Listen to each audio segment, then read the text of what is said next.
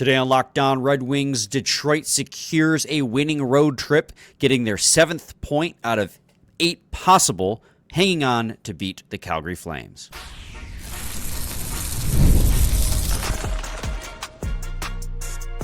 You're Locked On Red Wings, your daily podcast on the Detroit Red Wings. Part of the Locked On Podcast Network, your team every day. Welcome back to the Locked On Red Wings podcast. We are your hosts, Brian Fisher and Scotty Bentley. We are part of the Locked On Podcast Network, your team every day, and you can listen to us wherever you get your podcasts. Scotty, the Red Wings hang on to win 4-3 over the Calgary Flames. I think it's probably a little bit different of an episode than we thought we were going to have going into the start of the third period.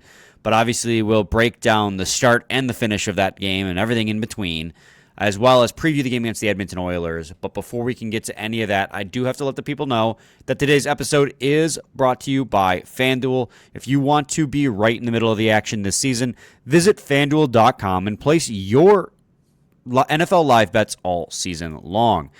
Scotty, just to reiterate for the people as we dive into the content here, Red Wings win 4-3 over the Calgary Flames. It is their third straight victory, riding a 6-game point streak. They have 7 out of 8 possible points to start the road trip with 2 games remaining upon it, which, of course, 7 out of a possible 12 total on the road trip secures a winning points percentage on the road trip. And with the win, they are back atop the Atlantic Division after Tampa took it back last night. So, hung on for the win, but vibes are still pretty high, I would argue, amongst the fan base. Scotty, what's your main storyline in this hockey game? Well, I think you kind of get to, there's a storyline for everyone in this game. If you're a glass half full individual, then I feel like the storyline is, the quick start. You obviously can talk about DeBrincat, 3-point night, 2 goals, had a fantastic game, and man, like he's like unreal. Like he really is. I feel like for such a long time, and even there's still like moments now when the Wings make a move or bring somebody in and you have expectations for them and maybe they don't live up to it, or like Tarasenko is a good example of that, right? Like Cat has been so good. Like he had half of season 1 where like there wasn't a lot of goal scoring.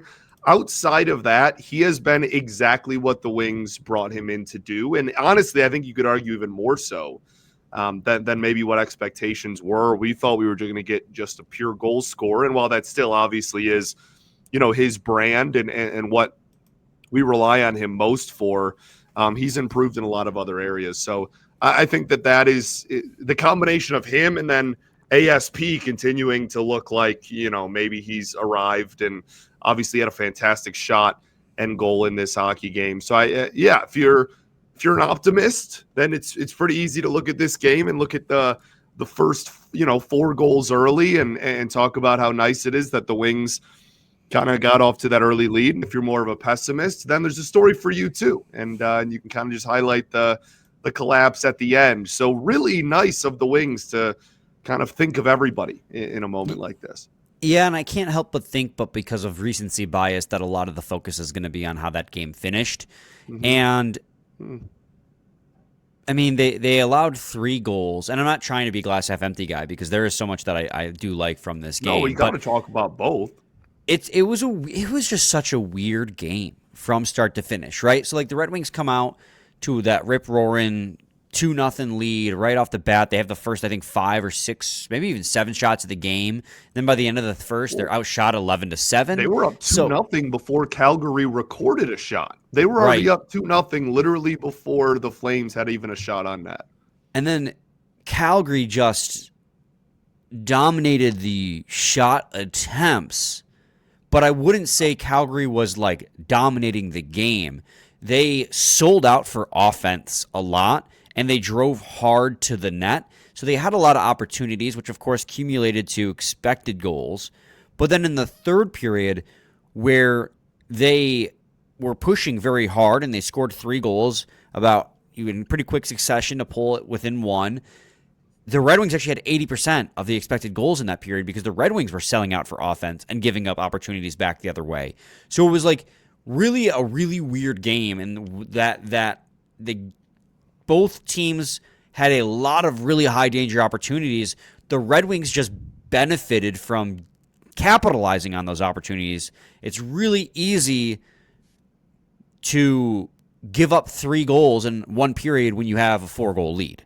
So the way that game unfolded, I'm not particularly upset about the fact that they almost blew the lead. Even though we've seen that before, because some of it was, it was sloppiness, but also they scored the 4 goals. So like DeBrincat said in the postgame, they kind of almost, not that he said they allowed themselves the ability to blow a 4-goal lead, but they put themselves in a position where they could give up 3 goals and it didn't cost them the game. That's why you give yourself a cushion, right? So that, if something happens, that you can survive it. Yeah. It was just such a weird game where the offensive possession, the production, right? Like you think about how those goals unfolded, and the second line was so crucial in this hockey game in providing those goals. The feed, the breakout from Andrew Kopp to the beautiful feed from Patrick Kane cross ice to Alex DeBrincat for the first one. And then the beautiful cycle. You were talking about growth a second ago with Axel Sandin-Pellikka. Pellikka got that puck at the blue line, and I saw him think. Because one of the things we've been talking about is he, early in the season, just shot the puck. Right. Like he's a shooter, and he just wants to shoot. And I saw him pause and look. And he said, there's a guy in front of me. I'm not going to shoot it into this guy's shin pads. I'm going to cycle it down to Patrick Kane, who's coming up the boards. And then if you watch on that play, the weird route he takes to kind of go unnoticed, to go all the way down to that half wall where Alex DeBrincat threads the needle on a beautiful pass to him. That is more exciting to me than the finish or the pass on that goal was the hockey IQ by Axel Sandin-Pellikka, something that has been touted for his offensive game when we talk about his growth. The wherewithal to not shoot it there, cycle it back down to one of the best players to have ever played in the sport, and then try and find a deceptive route where players are going to lose track of you so you can be set up for that goal. And it was a great shot, and I'm really happy that he got that. And then, of course, to bring it again in the second period, after the Wings were kind of getting hemmed in a little bit, scored to make it 3-0. So the second line, talk about storylines, right? We mentioned how the game's flow went. I was back and forth in terms of who was playing well but who was scoring. Didn't always match up, but Alex DeBrincat, obviously, 3 points with the third line. Andrew Kopp and Patrick Kane both with 2 assists, too. So it was a really, really strong night from all of them. Yeah, and that's obviously something that's important going forward, right? As we've talked about a lot, and it goes along with what we have been seeing from this team for the last 2 or 3 weeks, which is an uptick in offense, which is great. The flip side of that coin has been during that stretch, how good of defense and goaltending can they get on any given night, because the goals have been coming in bunches. And this was, I guess weird is maybe the word I want to use, a night to kind of analyze that side of the puck. I think Gibson, man, through 2 periods, I was so amped to come on here and be like, he did it again, 2 nights in a row. He's been so good. And then it ends up being just a pretty middle of the road performance, statistically, at least when, all things considered. But I didn't think, I know you had said this before we hit record too. I didn't think he was terrible. I think, as you already mentioned earlier in the show, this was kind of a track race at one point. It was just, it was just rush after rush after rush, and you'd have your one opportunity, then the other team would go down and rush. And I think that's more of the result of game flow than it is, Gibson playing super poorly. Right. Let's take a quick break, Scotty. And when we return, you were talking a little bit about John Gibson, but I just want to be timely. I'll finish up with my thoughts on him before talking about, the goals against, really. I think that probably ties in with the Gibson conversation too. Because I think he, well, I'll save it. You know how I get. I don't want to get on a rant here. I know how. Stay tuned to segment 2 of Locked On Red Wings. NFL Sundays move fast, one big play, and suddenly everything feels different. That's what makes live betting with FanDuel so exciting. You're not just watching the game, you're reacting to it in real time. With FanDuel, you can place bets as the action unfolds, every drive, every momentum swing, every highlight moment. Live betting is best when the game starts to shift, a receiver gets hot, a defense tightens up, or the momentum flips after a turnover. FanDuel lets you jump into the moment. Live spreads and money lines adjust instantly. Player props update as guys heat up. You can bet next touchdown scores, drive results, totals, and more. If it keeps you locked into every snap, every drive, every possibility. So if you want to be right in the middle of the action this season, visit FanDuel.com and place your NFL live bets all season long. FanDuel, the game moves fast, and so can you.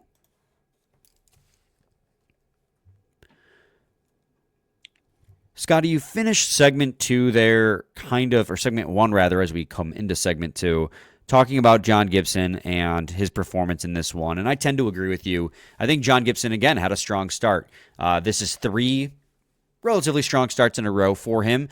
And I say relatively because the first of the 3 was it was a good start to get the snowball rolling. And then obviously he had literally the best game from a goaltender in the league this season with his 39 save shutout. Like, by goals saved above expected, it's the best game by any goaltender this season. And then he had a bid for another shutout in this game. And he was, honestly, he was so good for the Detroit Red Wings. So we talked about it. I mentioned it a little bit. It was kind of a back and forth game. Calgary Flames apply a lot of pressure. They crash down low and they get a lot of shots on that. And he was up to the task time and time again. There was the Klapka wraparound attempt. There was, I didn't write down the player name that did it, but there was another opportunity in the second period that he made a massive save on. He was great all game long, and he probably deserved a better outcome than he got in this game, despite still having a .919 save percentage in this one, because it really didn't start going downhill for the Red Wings until the penalty shot, which happened on the Red Wings' technically second power play, but it was actually their first because they had 1 second of a power play before Larkin took a trip in the second period. Because I think it was Emmett Finney. He kind of put ASP in a bad spot along the blue line.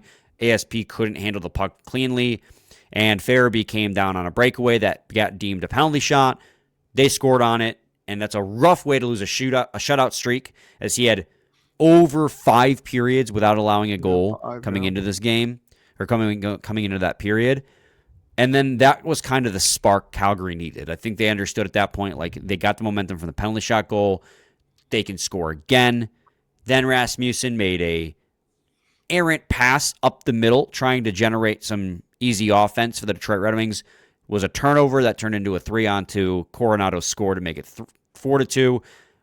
That's the only goal of the ones that Gibson allowed where I was like, maybe he could have made the save. He was a little late in getting over, but it was a 3-on-2 odd man rush that shouldn't have developed if Rasmussen would have just taken a beat and looked to see if anyone was out in the net front. It was a needless turnover, like Ozzy was saying during the broadcast, that didn't have to happen.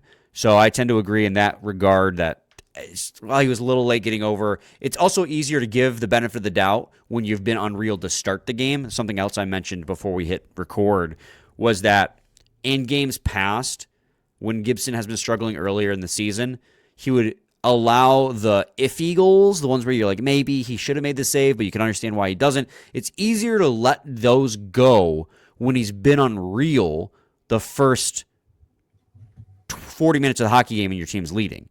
It's harder to let that go when it's the first 2 or 3 shots of the game and then he's unreal from then on, which is something that we've seen where it's like he'll make great saves, but it's already too little too late. In this instance, he's done the legwork, the team's given him the lead. It's like, okay, well, maybe he could have made that save, but it wasn't his fault. It's easy to let that one go. And then the third one, Weegar, just like a 4-body screen. He couldn't pick it up through traffic. So that's why I say I think he probably deserved a better outcome than the .919 he even had in this game because he played so well up until that point. The Flames, they just got momentum. They got hot, and the Wings kind of got a little sloppy. Yeah, and I mean, as we said earlier, that is why you score early, right? Hockey's a really tough game to dominate and be the team with the upper hand through 60. Man, it's almost impossible to do that at the NHL level, even if you are playing against one of the worst teams in the league. So it's not an excuse. It's not like, oh, you score early just so you can, and like you just do it just to do it. Like, obviously there's stuff they have to tighten up, and in a perfect world, I've said this before, but like, it's never easy with the Wings. Like, there's never just smooth sailing all the way through. There's always got to be, something. And I think that this game was kind of the epitome of that. But ultimately, you'll take 3 wins in a row, and you'll take 2 points on the road. Yeah. Scotty, Simon Edvinsson leaves this game late in the second period. Still waiting, still scouring the socials as we record here at about 12:14 in the morning, shortly after the game has ended, to get an update on Simon Edvinsson. I'll have to watch the post-game media availability. I'm sure somebody asked about it. Pretty quickly found out at the start of the third he would not return to the hockey game. We got a social media post about it. I know he blocked a couple shots off his foot. Hopefully that was precautionary because the Red Wings had a 4-0 lead. They didn't, in a game tomorrow, or I guess today at this point against Edmonton, they didn't feel the need to push the envelope on his health. That's what I'm hoping for, because we've talked about it, and Mort Seider had another great game today, and Edvinsson was looking good up until his injury. They are analytically one of, if not the best defensive pairs in the NHL right now. Mort Seider's having a Norris caliber season, and Simon Edvinsson has really woken up these last 12.5 games and gotten back to the caliber we know he's capable of. Losing Edvinsson really kills your depth, because that means Johansson or Schrot's your top pair lefty. With Jacob Bernard-Docker did not play in this game because he's battling an injury, something minor that got Hamonic back in the lineup. I mean, that immediately, with those two guys out, and one of those guys being Simon Edvinsson, you're looking at Gustafsson getting called back up, and all of a sudden you're looking real thin on the blue line. So you just hope, one, for the human element, that Simon Edvinsson can remain healthy, but also for the team element, the amount of help he provides that blue line, that he's just banged up a little.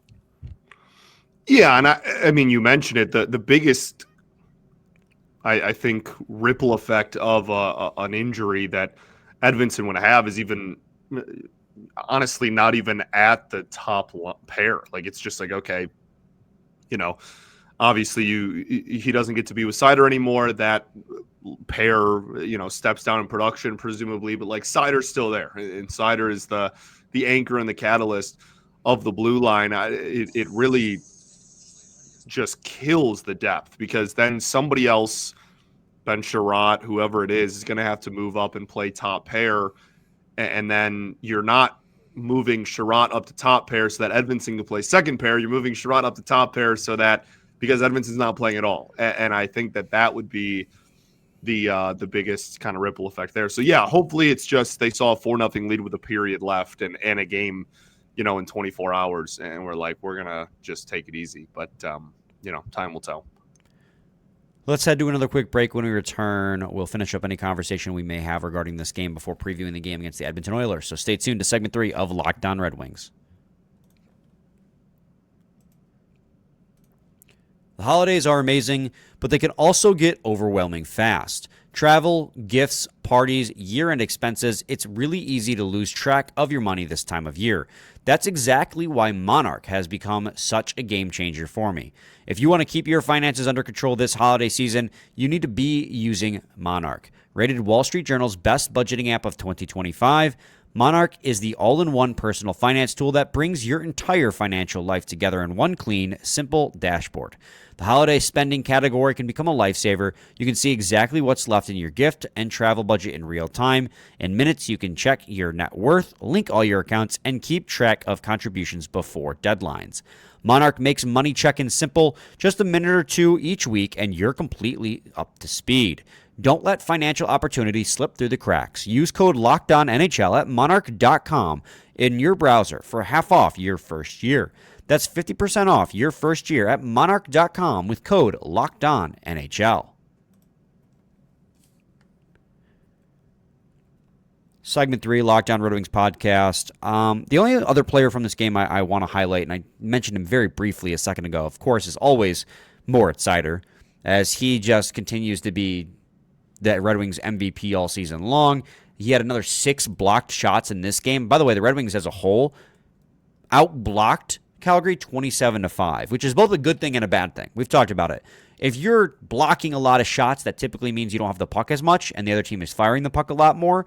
So that's something to keep in mind, but being able to block 27 shots says a lot about the team and how they're bought into playing that style. And Moritz Seider led the team with 6, led the Red Wings in ice time with 28 minutes in this hockey game, and 4 shots on net. Didn't get rewarded in the stat sheet at all in this game with no assists or anything like that, but just another really solid game from the Red Wings' best defender and one of the best defenders in the NHL.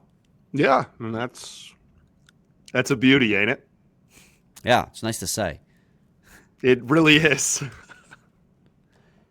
Scotty, any other players you want to highlight? Obviously, Larkin scored, but...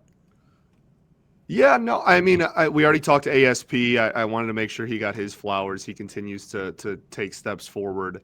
What were your thoughts on Gibson getting a little chippy there? I loved it. I did too. He had the puck in his glove, and some guy tried to, who did I have right down here? I think it has Lomberg or Klapka, one of the two of them, took a whack at Gibson. Yeah. And Gibson took exception, and that was a fun little scrum behind the net. There was a lot of instances in this game where I felt Calgary kind of got away with a few things, but it's all right.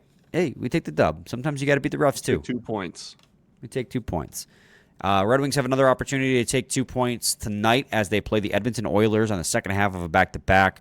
An Edmonton Oilers that scored a goal with 0.1 seconds remaining, Connor McDavid, of course, against the Buffalo Sabres, but did ultimately fall in overtime.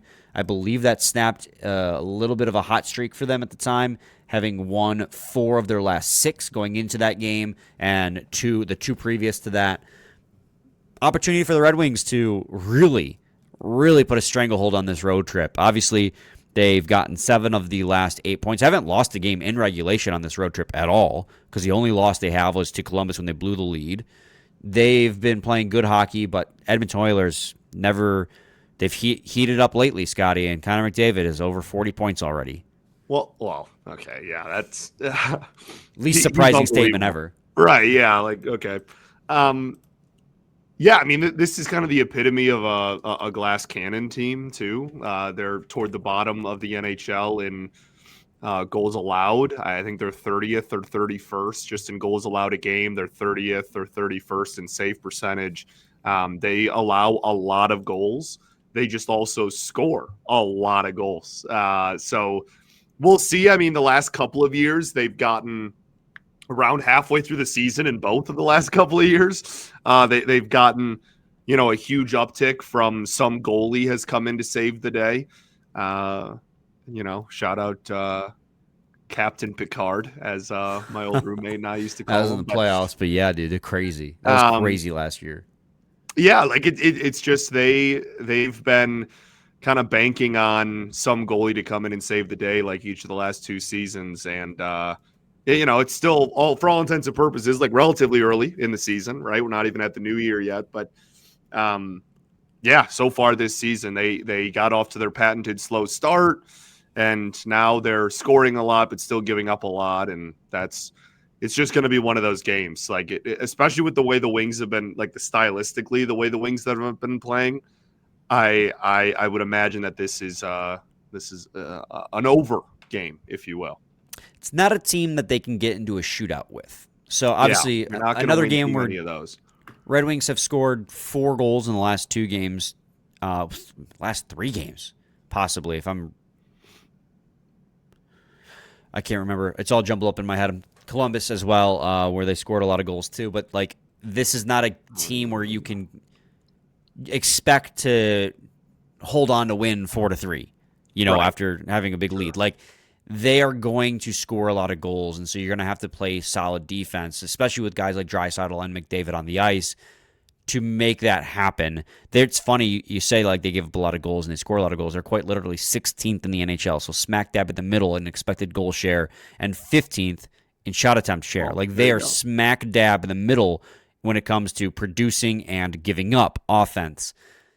But of course, they are led by Connor McDavid, who has 44 points. Leon Draisaitl has 38, but their goaltending is very predictably awful. Stuart Skinner has a .887 save percentage, and Calvin Pickard has a .851 save percentage. Yikes. I mean, this is every single year. This is just the Edmonton Oilers, and they just.